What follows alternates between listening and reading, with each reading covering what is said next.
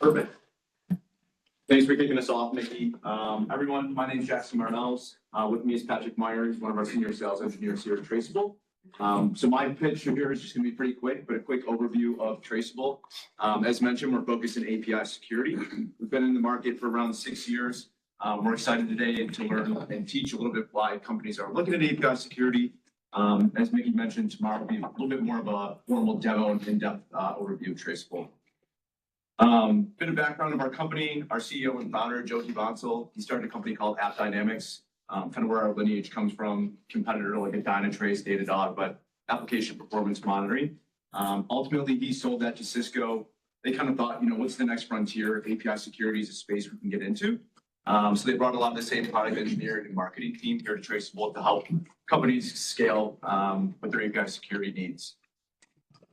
So we'll talk a little bit more about this today in Patrick's presentation, but why are folks looking into API security? A lot of companies we talk to today have technologies like API gateways, WAFs, load balancers, things like that. But one of the things that we're seeing is that those technologies have been somewhat insufficient in identifying API attacks in real time.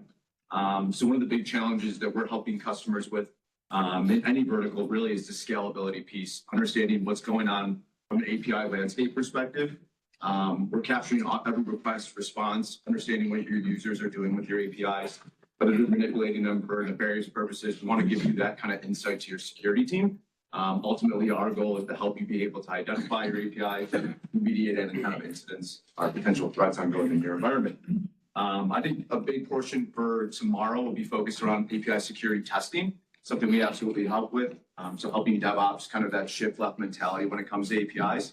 But Patrick's going to dive into a little bit more like the overall challenges and why companies are looking at API security. So I'll pass it over to you. Yeah, before Patrick gets started, just as a reminder, to sponsor the training means that we are able to offer a high level training at really reduced cost. So really thank you to Traceable for doing that. That's the reason that we're able to do this, and of course, for Jeremy. If you guys have questions, feel free to jump in. Patrick's more than happy to answer any questions that come up, so feel free. Yeah, I'm not a seasoned speaker, so I'm not going to be sort of all over the place potentially. There's a reason engineer is next to sales. I don't think sales by itself. But today we're going to be talking about API security and really why it's important, and it really comes down to really at the end of the day securing data. So a little bit about myself before we get started. I'm up here from Clearwater, Florida, but I'm actually really originally from the DC area. As you mentioned, I'm senior sales engineer at Traceable. You'll see my LinkedIn, my email. But over the last 5 years, I made this really awesome decision to say, hey, I want to get into startups and I want to travel around and do all that fun stuff. And I made that decision March 2nd of 2020. So I did 1 week of travel, and I never saw it again for the next year and a half. But I've been sort of in the space. CI/CD was kind of where I started at a company called Harness, which was actually the second company to come out of our founder, Cody, after App Dynamics. Harness really was in the continuous delivery space, and now it's kind of expanded to be more competitive with GitLab. And application security posture management, which sort of where I really started to cut my teeth again in the security space, and now with Traceable doing API security. Prior to that, I was really more in the test automation, test data management, getting into cloud architecture over the previous 15 years. And that was in the financial background screening and health services area. But what I don't have on here is actually kind of fun for me. This comes full circle. I was actually, my first job out of college, I was an IT specialist with the Farm Credit Administration and the system there up in the DC area. So hopefully I'm not scaring you too much. But I wanted to start everything out with a quick warm up. I took this picture from my hotel room. There's like so many different ways to pronounce Louisville. So I wanted to say, how do you pronounce capital Kentucky? Is it Louisville, Louisville, Louisville, or something.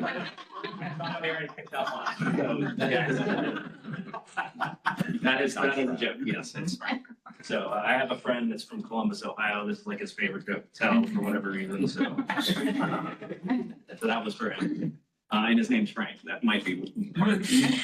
So the agenda today, I want to do a general overview, and then we'll probably be more in depth tomorrow with Jeremy, for those that are attending the training. And honestly, you know, with the time allowed, there's so much stuff to cover.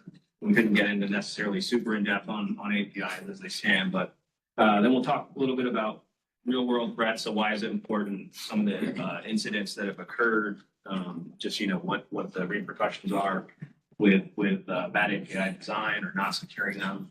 And then we'll get into some considerations for improving the security of your APIs. And then we'll wrap it up with Q&A if we have time. But, you know, Jackson said, feel free to ask me questions because I like to keep things more fluid if possible. But where I'm going to start here, how do we even get to the fact that we have APIs today? And I want to preface this, APIs, like I don't want to sound like the guy that's up here like, oh, API is new technology and everybody should focus on. No, APIs have been around for a really long time. It's just really, when we got into the 90s and the internet and then this thing became more distributed, APIs, in the sense that we think about them today more commonly, where it really started to proliferate. But essentially, and we could even here, I could go back further, but I'm just going to start at monolithic applications. You know, really the idea of how we used to develop applications, everything just all together in one, meaning you wrote code and that code handled everything. It handled your presentation, it handled the data processing, like your business logic, it handled the data itself. And then as that kind of progressed, we started to modularize the application design and the idea of the MVC came out, like the model view controller. And that was really where we started to separate the components within the application. So it was it was easier to sort of support how the application operated without having to break apart the giant monolith every time. But then as we continued to progress, things started to become a little bit more distributed and we started to see service-based architectures. Then the first places really started to come in the late 90s, early aughts, service-based architectures, service-oriented architecture. And really that was where we started to see heavy usage of the enterprise service bus and really the message-oriented middleware, or the MOM. And it's a good acronym because you always need MOM to sort of sit in the middle and keep everything kosher and everybody communicating well. From there, we've moved into microservices and containerization started to pop up, orchestration engines for containers. So microservices started to become a big thing, and that allowed us to further break apart our applications and make things more distributed. And that also continued to push the proliferation of web APIs. So visually speaking, this is kind of how we progressed, right? We had a single application, single entry point. It did all the processing. It worked with its data. It was all, for the most part, in isolation. When MVC came in, that's what I was talking about. Broke things apart. Now we have a presentation here, we have business logic, and then we have data access. As we move to the service-oriented architecture, you can see that now applications can start talking to other applications or other components. But the problem was early on, as you're trying to make these services available, there's not really a standard for how the applications can necessarily talk to each other. So the ESB in at this point is really servicing the ability to expose a service from your application out to other applications was a big thing within the enterprise, and not necessarily people communicating from the outside world yet, regular consumers. But the ESB essentially provided a translation layer. So now I can build the API there. Somebody can call it, that's sort of the standard, right? And then translation will happen and that will then make the call to the other system, knowing how to talk to it. And that kind of bridged that gap.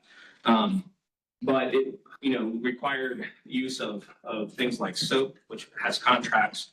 It can be not super flexible when changes need to be made. So eventually we start to move to now this microservice architecture where rather than the ESB containing the services and translation layer, we started to get more standards around how we wanted to communicate primarily with REST. That's going to be your most common, which I'll talk about here shortly. But the idea now is that rather than applications exposing services, those services just kind of live in isolation as little tiny applications that do their functions, and then everybody can talk. And so that's mainly why you're going to see a lot of systems now that are Kubernetes with your pods or essentially your services, or getting into serverless architectures like functions, lambdas, stuff like that. But in short, from a protection standpoint, we've essentially moved from this, where we just had our monolith application and a single entry, and it was one point that we would have to protect, and everything was cut off from the world. And now ADT types in it, where we have tens of thousands of entry points of things that we need to protect, and now orchestrate that like this entire neighborhood. So getting back to the APIs, what are the APIs that we typically tend to see in these models? Well, the most common that we'll find are going to be representational state transfer, which is REST. First point on this, you'll hear REST and you'll hear RESTful. They're used interchangeably most of the time. They're not necessarily the exact same thing. REST is really a framework, and REST APIs can be designed to loosely follow the REST framework. RESTful APIs, technically speaking, are those that strictly adhere to the REST framework. Not super important probably, but I just wanted to put that out there. For your documentation around REST APIs are typically going to be open API specifications or swaggers. So you won't always find those, right? Like I don't need them for an API to run. It's really just a documentation guideline, so that if I want to give somebody some information quickly on how my API should be operating, here's the definition around that, or a guide around that. And the communication with REST APIs typically going to be in JSON. So, which has really been around longer, but is a little bit more rigid. That's going to have WSDLs and XSDs, which is going to be basically your contracts, right? So you have a web service description language, and you're going to have the XML schema definitions. So that goes without saying, the format that you're going to see with SOAP is going to be XML. Then you're going to have gRPC is another common thing that will come up, and that's a remote procedure call. Remote procedure calls can be XML or JSON as well. It doesn't have to be gRPC, but gRPC is the open source standard that Google brought to the table. So that's kind of the more common one we'll see. This isn't really the typical request response that you'll see with REST SOAP or GraphQL, because it's not really just the basic HTTP framework underneath, though it does typically use HTTP2. But the idea with gRPC is connection gets open between a client and a server, and it stays open until one side decides to close it, and then they can just continuously talk back and forth. And the data there is going to be in binary format, so it's not really clear text like the others. And that's to make it smaller, make it faster. That's typically where you're going to see gRPC in use, is when you have some really time-sensitive or latency-sensitive operations, and you want as little overhead as possible. And then GraphQL has been a more relatively recent thing that is really a graph query language, just GraphQL is. This is really just a single endpoint, but then how the transactions happen, it's just like, I'm sure most people have done. Well, at some point, you're writing a query, and it's going to go to a lot of different tables and stuff, and it's going to aggregate data. It's going to give you a response. GraphQL is sort of like doing that at an API level on the distributed systems, so I can get structured and unstructured data and pull everything together and give you back a result. Visually, REST is going to have a lot of different endpoints. Basically, the endpoints are going to be tied pretty heavily to the resources you're accessing. So there will be a ton of endpoints, and one of the reasons why protection around REST tends to come up a lot, because there's just so many different things to look at and protect. And then on top of that, It's very easy to use. It's a weakly typed system, so that's another thing that's helped it proliferate because developers can build things very easily with the REST framework. But that also means, you know, they're building so many things and they're developers, so a lot of things get screwed up pretty quickly. What it's going to look like, I mentioned, right, JSON format. This is what you could expect to see when you're looking at the actual data and the transaction. Simple way to look at a lot of API information, by the way. If you go into a browser, you just go into your developer tools, go to network, and you can actually see all the calls that happen.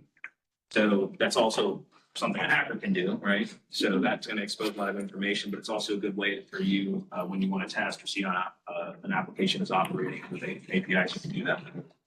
Just interrogating the information behind the scenes on the browser. So as I mentioned, it's going to be XML, so it's a little bit different. I'm not going the path or the URL that I'm going to hit. It's not dictating what I'm working with. What's dictating what I'm working with is actually going to be in the payload that I'm going to send in the SOAP call to the endpoint, and then that's going to bind somewhere else based on this is the particular actions that I want you to run, the data that I want you to get back to me. So relatively few endpoints when we start talking about SOAP transactions. gRPC, as I mentioned before, right, client, server, they establish a connection, and they start sending their binary transactions back and forth. So there's not really open endpoints that I just call and connect to in this sense. You're really just establishing up front. And you have, again, sort of a rigid framework for how this is going to operate. And that works with proto buffers. It doesn't work with your typical specs that we talked about with our other APIs. Then I mentioned before GraphQL, right? The idea here is I write a query as my request, and that query can take on a lot of different formats depending on which data it is that I'm asking for, and then I'll get my response back. So here you see I want to look up venues, and the properties I want to get back are named city, state, province. And what you're getting back here for your data is a list of venues with the specific objects or properties for each one of those. And then I could nest that with other things. And then you can see where this potentially gets pretty easy to exfiltrate a lot of sensitive information pretty easily, pretty quickly. So here it's, you know, I'm getting data about a user, but within that user, I also want to get an object on their profile. I want to see all of the friends that they're connected to, so on and so forth. And I can sort of nest this and get a lot of data back. One of the problems which I thought about, I don't necessarily have in the presentation, but when you think about rate limiting, so a lot of times you'll hear, well, I put throw a gateway in front of an API and I'll use rate limiting as my protection. That's not really protection on the API, it's more of a protection of resource utilization at the end of the day. Because GraphQL is a single endpoint, if I have the ability to nest or bulk query inside of that single call to the endpoint, guess what? I bypass your rate limiting because it's going to all happen on the back end where I do my bulk calls. So there's just little things like that will pop up all over the place that doesn't necessarily get thought about in design. But at the end of the day, why is it that we use APIs at all? Like, why did we get this distributed method? There's the aspect that it makes it easier, right? Makes the applications more supportable. I build services individually, and then they can be consumed as needed to build a business process rather than trying to tie it all together in a single application. And it's allowing for decoupling. But beyond that, it's really about making it easier to access and manage data. Data is your digital gold, right? Like it's high value, which means also a high value target. But essentially, we're making things easier to access the data, which, if not done properly, leads to this, right? What type of data is being managed? So we have PII or that personal data. The thing with the PII is really when we think about how sensitive it can be, it's typically in combination, right? It's not just that I accessed your your name, but I access your name, your address, and your date of birth and all that stuff. The problem is that type of information is used so often, especially when talking about e-commerce and shipping and stuff like that. It's provided pretty readily on a lot of public unauthenticated endpoints. So it's out there everywhere, which is why it's so often that it's mentioned in a breach or being harvested and used for other scenarios that I'll talk about here shortly. You have protected health information, so PHI if you're in the healthcare industry. Obviously, this is what you worry about along with PII because regulations really take a bite out of your revenues if you're not, being careful about protecting this stuff. Payment card industry data, so your PCI. Ultimately, this also then relates to your business operations. And then what does that all end up relating to is going to be your business revenue. So again, digital gold or the oil, the lifeblood of your organization. And this stuff isn't protected. And API is now being this new kind of vector to attack and harvest this information. That can obviously be a big problem and it leads to risk in your organization. At the end of the day, everything we're doing in security, just about, what is it all for, right? We're all here to help mitigate risk. So some of the ways this can happen, right? We have data exfiltration. So user makes a call. They are calling an endpoint to get a social security number. They go and they get that social security number. But I could just keep calling that over. And I'll just keep getting different social security numbers. And now I'm just building a list, right? So this is data exfiltration. If we're not paying attention to design, then people can start to just harvest a lot of information. I can tamper with that data. So here, right, I'm going to create a user in a platform. I'm going to provide a user and password. I submit that in, goes out to a third party, it sets up my account, it comes back to it's successfully created, and it gives me a new ID, and it says your role, because it assigns it by default, is user. There are going to be scenarios where, okay, well, what happens if I just add my own role in when I create the user in the first place, and it maps on the back end. So I'm going to try submitting a request where I'm going to create my user password, and I'm also going to say, give me role admin. And it goes through, makes its call, comes back, and it says, hey, here's your ID and your role admin. Because all it did is it just did what we call a mass assignment, and it just maps those values over on the back end and says, oh, okay, well, I'm seeing admin come into my service. I'm going to go ahead and set on the other side and override what was essentially kind of the default setting. Data poisoning. So if somebody can find a way in and sort of mess with the data that you have stored, and data poisoning really leads to things like, especially important now, right? When we start thinking about machine learning, AI, large language models. Well, if you're poisoning the data that all these models are learning from, then you're messing up a lot of other operations, right? So in this case, I'm going to go ahead, I'm going to put for this profile, I have a social security number. I want to use this put for profile 315, and I want to overwrite the social security number that's there.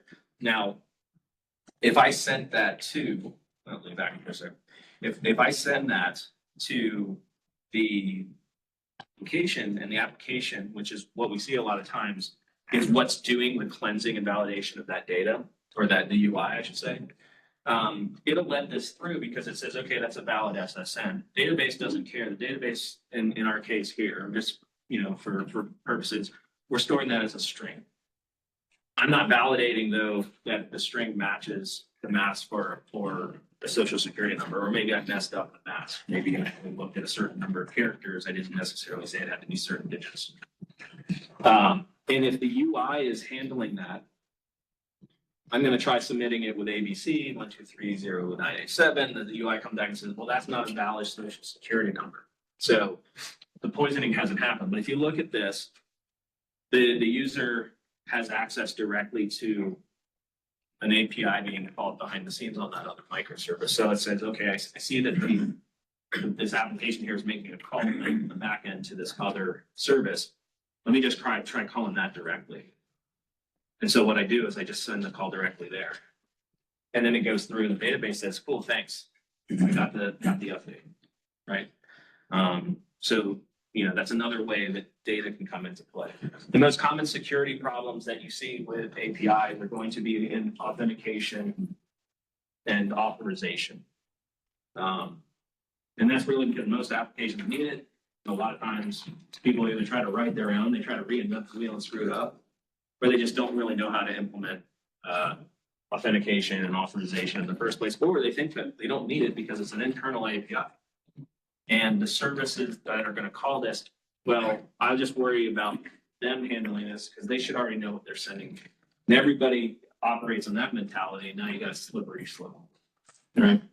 And if any one of those ends up implementing a mistake in how it's built, and somebody has the ability to take advantage of that, and pretty much at this point now opened up that whole business application up to an attack.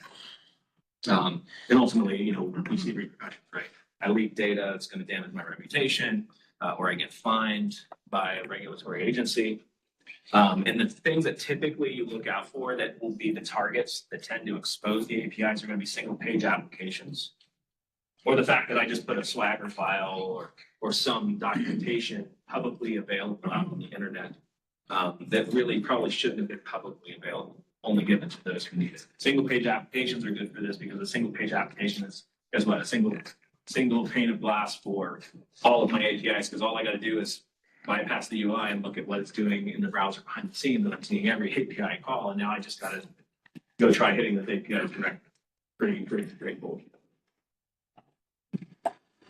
And a matter of fact, OWASP API top 10, if you look at this list, which might be a little bit hard to see, but 4 of the top 5 are focused on authorization and authentication. So this just, again, highlights the importance. By the way, if you're not familiar with the OWASP API top 10, most people tend to be familiar with the OWASP top 10, but that's web application focused. The API top 10 focuses more on those specific APIs that web applications don't necessarily address. So if you get a chance, that the link at the top of the screen there will take you to the 2023 edition. And then before that was 2019. But this is the most up to date.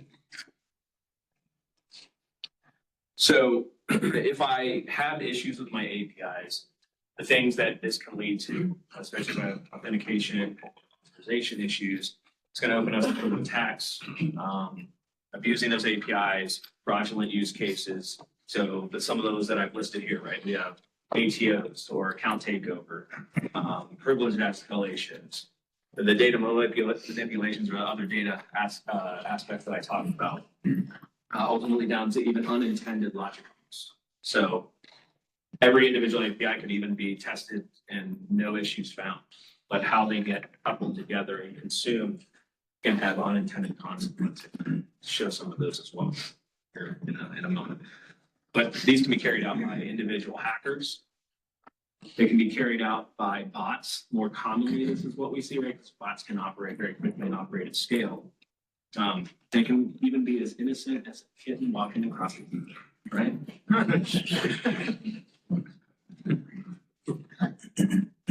So here's some examples of API breaches. And I could have made this list at least 100 long, going over just the last few years.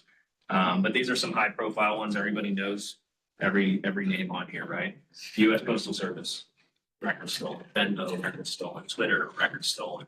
Coinbase is actually, somebody found a way to do mass assignments and change the currency type that they were using in a wallet, when they were doing trading, and they could convert. I'm going to do 0.1 ethers, and instead I want you to interpret this as 0.1 bitcoins. And now my trade, instead of being, say, $3,000, is now $45,000, and it cost me nothing. The system just interpreted it that way. T-Mobile record stolen, takeovers, Facebook record stolen, Peloton record stolen. And just the list keeps going on and on and on. I'm sure everybody remembers, right? Twitter. Everybody suddenly, all the famous people, the big names, they were all posting stuff. They all got hacked pretty easily. Those are the types of things that happen. I think, today, like even before I came over here, FBI is warning all their field agents. AT&T, not necessarily API, I don't know, I think probably a download of a file, right? But when they were breached, the FBI's public safety network was breached. Somebody downloaded AT&T records that has all of the calls and texts, all the field agents, and all of their informants. So guess what happens now? All that information you have, the way you could potentially use that for phishing and getting access to other information through APIs. And so some of the examples of sort of the way this manifests, and all of these are related to real events. This one's my favorite because it just happened to me 3 days ago. I was sitting working and I got an email, or not even an email, notification actually from the app on my phone that said, you successfully updated your email address on such and such account. And I was like, I haven't used that account in quite a while. So why is this the case? So somebody likely, and I'm going to guess because I don't know exactly what happened here, how they got the access. It could happen one of multiple ways, right? I'm going to go to, you go out to the dark web, you pull down credentials, right? So now I have a list that I can feed into a system these can be bots, right? They're not going to just start hitting the APIs of the loyalty program platform. And we have this list. It's going to just go through. It's going to go through its brute force hacking, right? And it's going to say, okay, I found something on the list. And in my case, because I hadn't used this in so long, and it was before I decided to be smart and actually not use the same username and password everywhere, I knew that this was one of those accounts that probably still have the old credentials. And I knew that that was compromised, that was out there.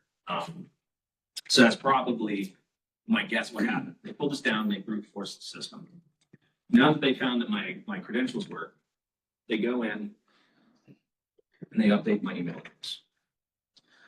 Now that they've successfully done that, and they didn't reset my password, there's probably multiple reasons that could have happened, but I'll get into that in a second.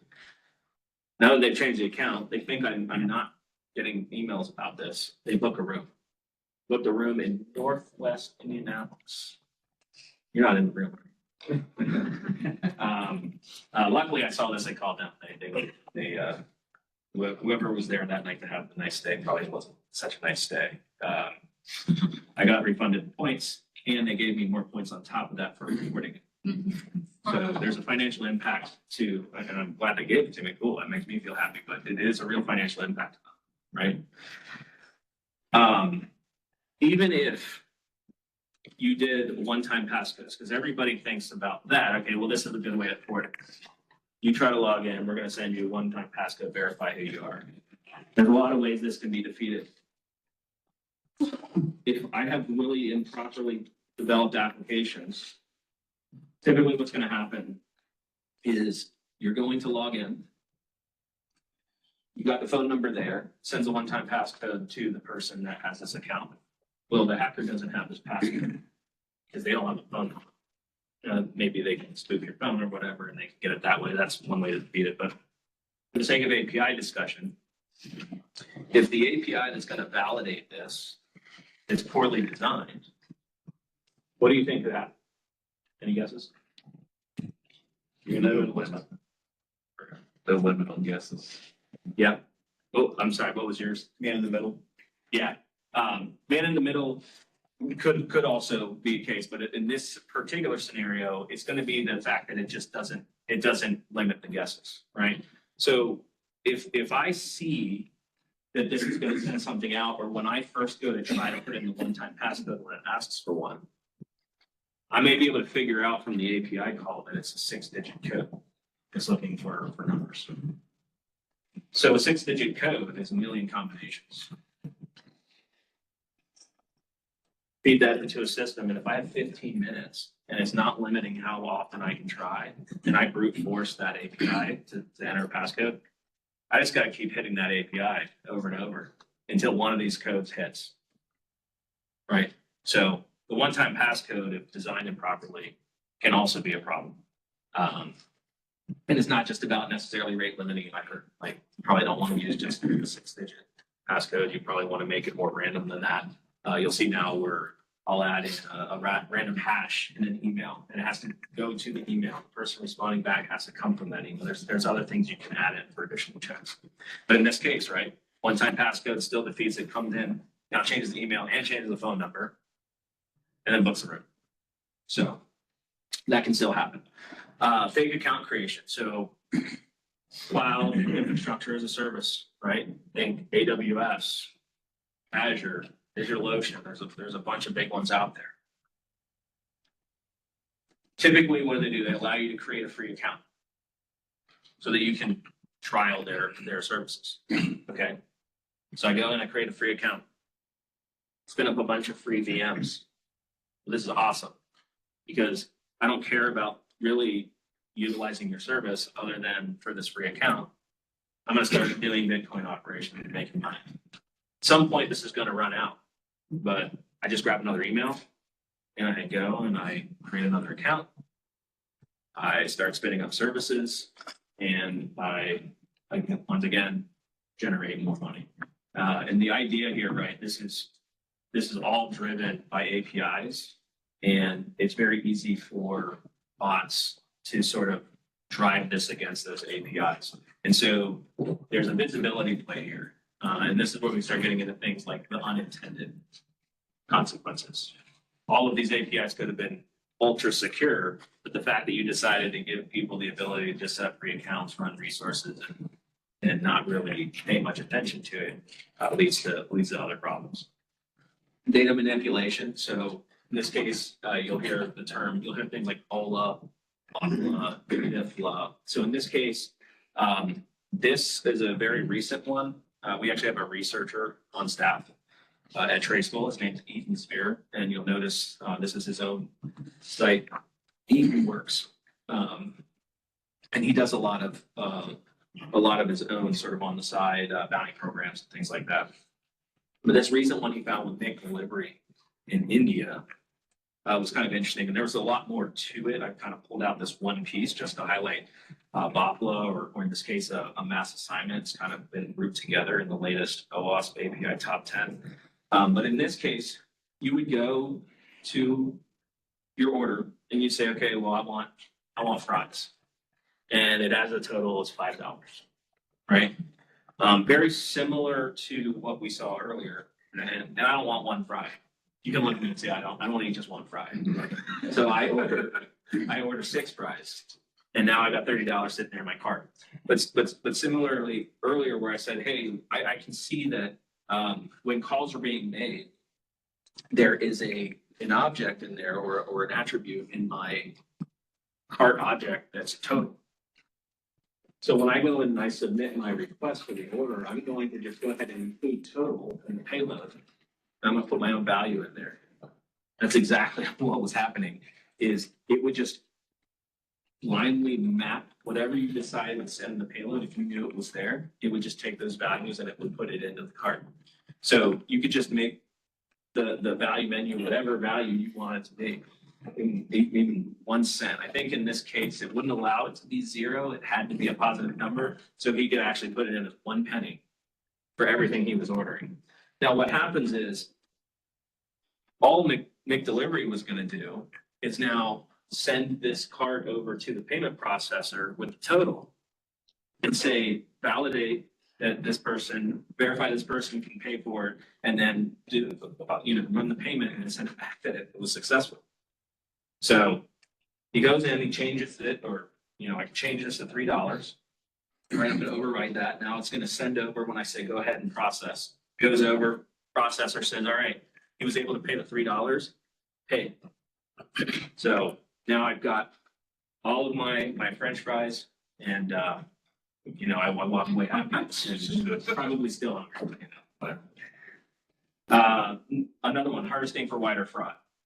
So this is what I was talking about, right? Like a lot of this information is just publicly available, a lot of times by accident, because what you also find to make things easier, developers will make a service that just dumps a bunch of data and then lets the consumer figure out what they want to use. or let the UI decide what it wants to filter out and display. Real simple. You just go around the UI and you say, show me everything that you were sending back to the UI and what you're filtering out. And now I'm just going to sit there and call the API and harvest information. A very common scenario where this takes place is shipment tracking, right? What do I need to go look up the shipment? I need a tracking number. If I know what the typical format is of a tracking number for various shipping organizations, I can just go and brute force in a sense, right? I'm just going to sit there and enumerate on some list of tracking numbers and let's see what comes back. And what's interesting about that is that a lot of times what's coming back in the response contains a lot of information that's being filtered out in the UI, but it's like your phone number, your email address. And so if I can just capture all of that information, I can then feed that into emails, and now I have a phishing campaign. So it doesn't even have to all be about APIs in isolation, right? But APIs can be a gateway drug for hackers to find other ways to get at you. And I'm sure, I would imagine everybody at some point, just like when we're standing in a room around Siri or something, and it's like, why did I just get an ad for something I was talking about 2 minutes ago? And having something shipped to my house, I know that. Why am I all of a sudden seeing a bunch of emails saying that I have a shipment? We all know they're fake, right? We look at them.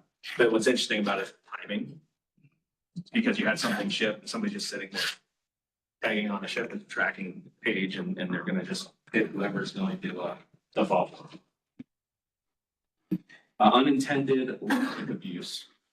This is an interesting one. This actually happened to a lot of different high-end restaurants. Probably see it in other places. Video cards. I'm a video gamer, so like when pandemic was on, it was so hard to get PS5s, the new Xbox, the latest video cards, because bots are going through and just buying everything up. This was an interesting one. I don't know how many of you have been to Tampa before. Burns Steakhouse is a famous steakhouse there. Burns got hit by this. They didn't realize they were getting hit by it. They just, everybody already knew it was hard to get reservations at Burns. But what they were finding is that a lot of these reservations were showing up on a particular website for sale.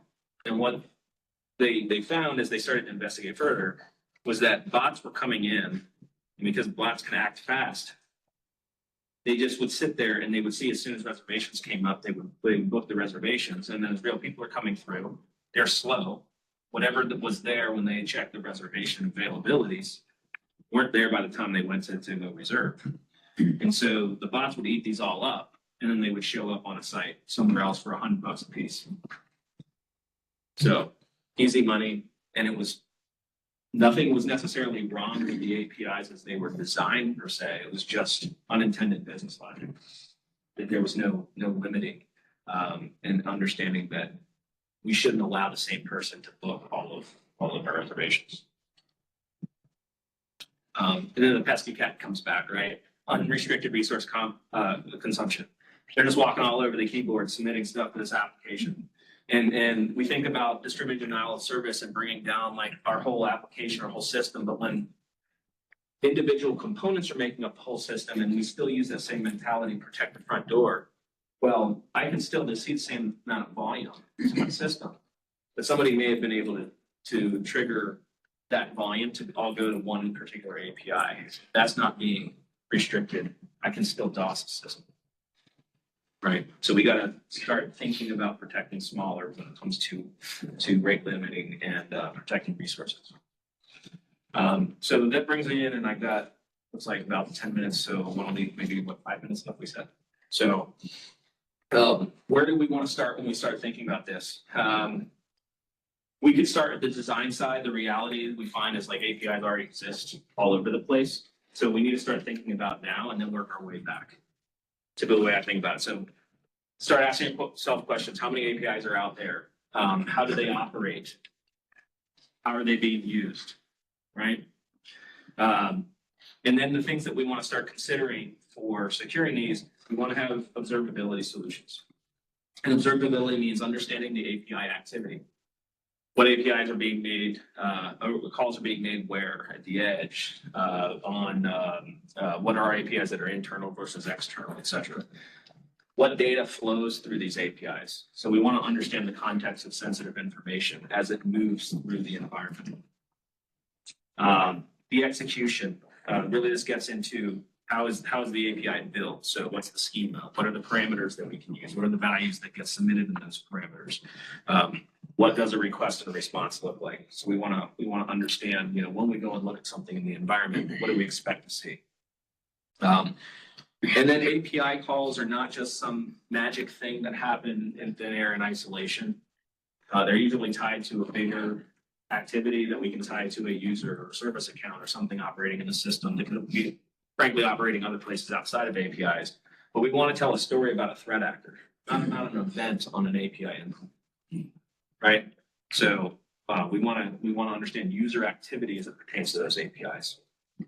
Understanding all this information is going to allow us to sort of build a profile around that API.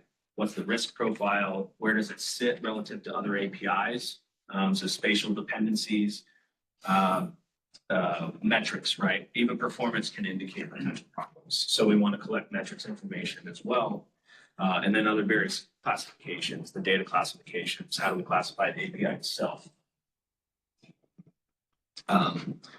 Having all of this information is going to allow you to detect a lot of information around the activity on these API endpoints. So we have our API data lake here. You want to collect all the information. We don't want to have the traditional approach of see an event, tag the event, and then throw everything else out because we think it's good. That doesn't allow you to understand or continue to analyze and figure out where's potential fraud, zero-day attacks, baselining behaviors, et cetera. Runtime protection. We want to get away from the idea of just protecting at the front door, right? If I use this methodology, I may have users that bypass that front door WAF when they access various API endpoints, services internally to talk to those that could be manipulated. So if you look at this, we're only really protecting that one little path at the front. There's all of these other things that could potentially lead to issues. So we want to be able to provide runtime protection there. It's going to consist of, monitoring and then having some way to actually enforce, right? Block a transaction, be able to do it down at a granular level. Remember, this is a team effort, right? So you want all the stuff you're doing with APIs, you want to share this information with other teams. I talked about performance earlier, right? Performance could just be a regular a knock where somebody's looking at that information and not thinking about it from the security context. Resource consumption could actually be related to a bot attack. And if that's going on, there could be something else that's happening that you don't necessarily know about that's leading to fraudulent activities. Think burn steakhouse, right? Probably getting hit pretty quick. That's the smart thing that we're going to do is we're going to increase the resources to make sure the service stays up. It can be abused even more, right? So watch out for that kind of stuff. And then have the information there and then perform baselining on it so that you can understand, anomalies that are taking place. Again, you can't baseline unless you actually have full context and you're collecting all the data, not just a triggered event. We've got 1 minute. A lot of this stuff, I'm gonna tell you. So I have a list here that if we run through it, it's talking about the things that you want to do for implementation and how you want to design. So some of these things are real obvious, right? We want to use encryption. We want to encrypt down to the field level if possible. One important one, I see this a lot. An API key is not authentication for a user. An API key is really can be authentication for the calling service, but you're calling on behalf of somebody else authenticating outside of that. So an API key is not an authentication mechanism, though it can be important. If you have sensitive data flows, re-authentication is good. Don't just let somebody authenticate one time and then run wild, especially when they're getting access into administrative functions. Hit them up, re-authenticate every time, because this is where man in middle becomes important that you mentioned earlier, right? Somebody gets the token. They may not know how to authenticate to get the token in the first place, but they got a hold of your token. And if you don't expire it and you don't challenge the person to re-authenticate when they use that token in an admin functionality, then you're pretty much screwed. fine-grained authorization, centralize your authorization, right? Let's make it easy. Don't have every service trying to do its own authorization because that becomes a nightmare to manage. And it'll lead to all kinds of problems. Design for deny by default and then grant access.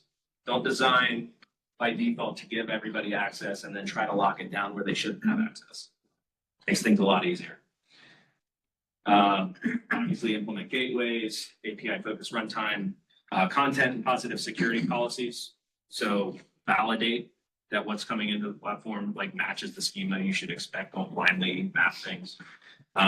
Rate limiting, multi-factor authentication when possible. Challenge if you see something in a call being made too often, challenge that it's not a bot. Sanitize and validate all the inputs to the API. Don't blindly bind all the client inputs to variables, at least the things like the mass assignments that we talked about. And in design, you want it to be purposeful and limit the return data in the API. Don't build APIs to just do data dumps. Randomize, use unpredictable GUIDs for your object identifications, right?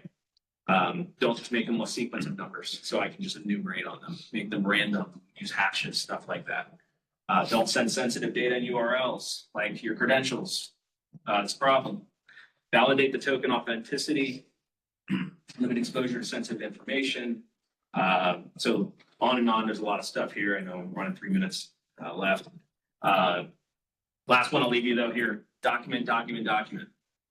And then when you do document, don't just give the documents to everybody to let you know what you just built and only limit that to the need to know. There's a lot of things that can be employed on design to runtime.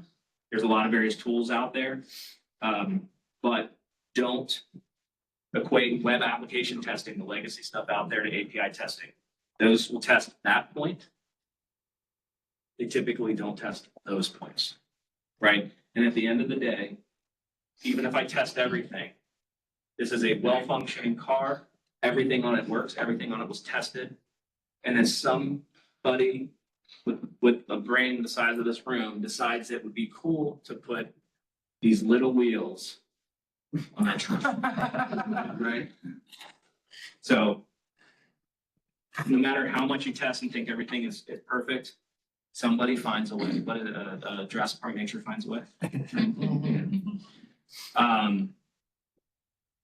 Employ API securities where possible that will integrate into your pipeline, automate your test cases, utilize AI/ML, find any way to make this as easy as possible on your end users to reduce friction. And AI/ML is a great way to do that. Make sure you have all the data to inform that. And then the last thing here, there's a great list of API security tools that hit on a lot of things we've talked about here at OWASP. As well as there are vulnerable APIs that you can pull down and you can deploy and test all of these tools or learn further about this. And some of it maybe you'll learn tomorrow. I'm not actually 100% sure how that education is going to go, but you'll probably get more detail on this tomorrow. With that, I'm done the presentation and I apologize. I left you 2 minutes to stuff.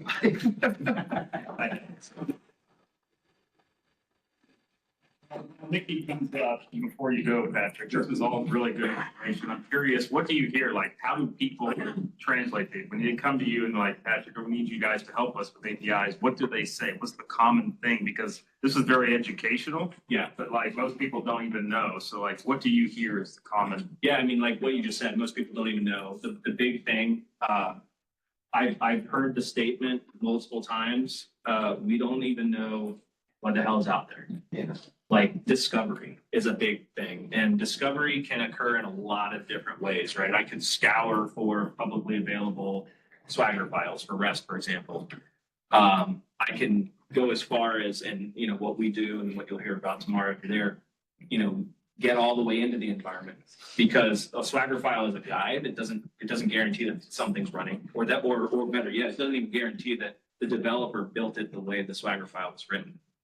Right, so that's another thing. One of the things in there was like comparing the documentation at runtime. So that's like almost the biggest thing, believe it or not, is just people just don't know what's out there. The next biggest challenge really is they don't know how to appropriately test it. They're using a lot of tools, which are brought up legacy web applications. or the web application testing tools, they try to use those today. Best case scenario, those are really only focusing on testing the APIs that are sitting behind the UI that they're connecting to and testing. So general web applications. But any, singular or isolated APIs that can just be open or connect to other services, those don't get tested. So those are kind of the two biggest things. And then obviously we can roll into runtime protection, fraud as a whole.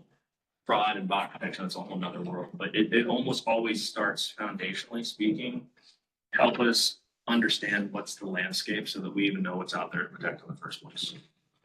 Thank you. And for those that won't be there tomorrow and want to see a demo, talk to Jackson here. So I'm sure he'd love to connect. Mickey, you got the. All right. Thank you.